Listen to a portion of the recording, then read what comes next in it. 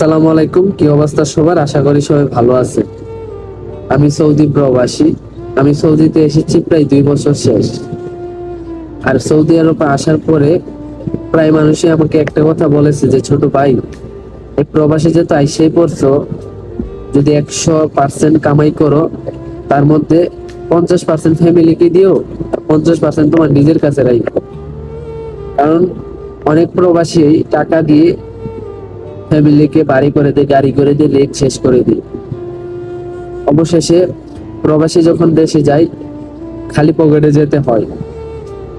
কিংবা দেশে গিয়ে বাবা মার কাছে টাকা চাইলে বাবা মা বলে সবকিছু শেষ, এই কাজ সেই কাজের মধ্যে সবকিছু টাকা শেষ করে দিয়েছে।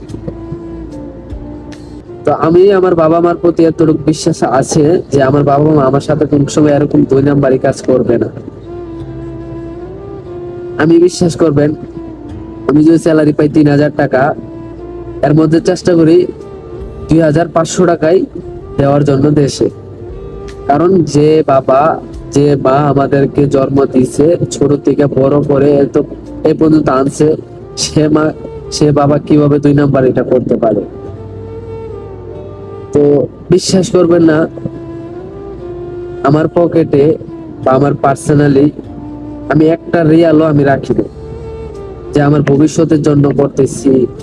আমার কথা হলো যে আমার বাবা মা, ভাই বোন, ছোট ভাই বোন, ওরা যদি শান্তি এবং সুখে থাকতে পারে, তাতে আমি খুশি। আমার কোনো ভবিষ্যৎ লাগবে না। তারপরে যদি আমার বাবা মার বিবেক থেকে থাকে, আমার ভাই বোনের বিবেক থেকে থাকে, তাহলে ওরা আমাকে একটা ব্যবস্থা করে দিবে। আর এই প্রবাসে আসার পরে